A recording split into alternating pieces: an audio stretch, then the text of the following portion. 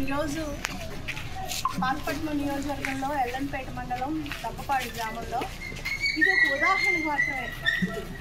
ఇక్కడ ఏంటంటే తాగడానికి నీళ్ళు లేవు.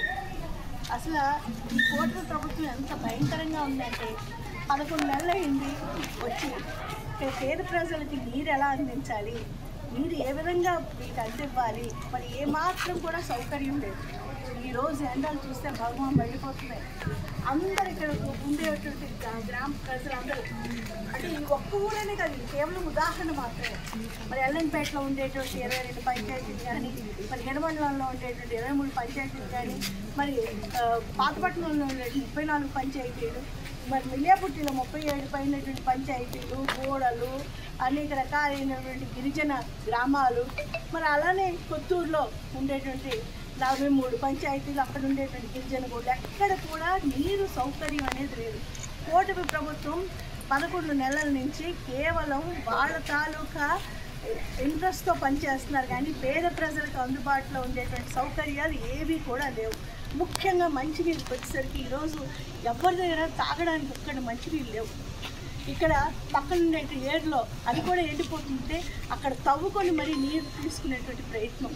ప్రజలకు అన్ని కష్టాలు పడుతున్నారు. ఏం చేస్తుంది ఈ ప్రభుత్వం? నారా చంద్రబాబు నాయుడు గారు ముఖ్యమంత్రిగా ఏం చేస్తున్నారు?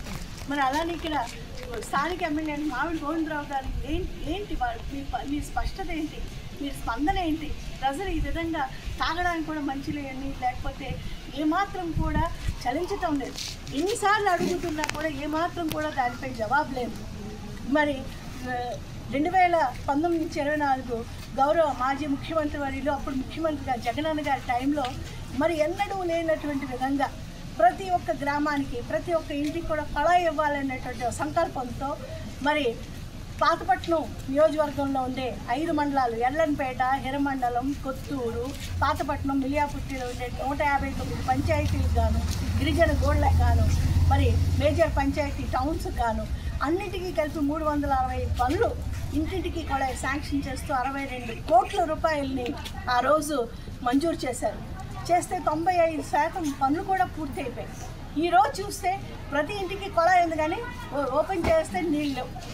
అది ఈ పరిస్థితి. ఈ కూటమి ప్రభుత్వం ఏ విధంగా చేస్తుందో ఎంతసేపు అరాచకం, మరి ఆకృత్యాలు చేయడం, మరి భూ ఆక్రమణలు, ఇసుక వ్యాపారాలు, మరి అలానే ఏ విధంగా ముందుకు వాళ్ళ తాలూకా అభివృద్ధి చూసుకుంటున్నారు. కానీ మరి కూటమి ప్రభుత్వం పేద ప్రజల తాలూకా వాళ్ళ సదుపాయాలు కానీ, తాగునీరు కోసం కానీ, వాళ్ళు ఉండవలసినటువంటి వాళ్ళకి సంక్షేమాలు ఇవ్వడంలో కానీ, వాళ్ళకి అభివృద్ధి పరచడంలో కానీ పూర్తిగా శూన్యం. మరి ఈరోజు చూస్తే గత అక్టోబర్ నుంచి కూడా, సెప్టెంబర్ అక్టోబర్ నుంచి కూడా సర్పంచుల తాలూకా పరిస్థితి గమనించండి. ప్రతి ఒక్క సర్పంచ్కి ఒక 28 నుంచి 30 వరకు కూడా పంచాయతీ రిజల్యూషన్స్ ఉంటాయి, వాళ్ళకి ఆ పవర్ ఉంటుంది. కానీ ఇప్పుడు ఈ ప్రభుత్వం వచ్చి, కూటమి ప్రభుత్వం వచ్చి సర్పంచుల తాలూకా హక్కులను కాలు రాశాయి, వాళ్ళ విలువలను పూర్తిగా దించివేశాయి.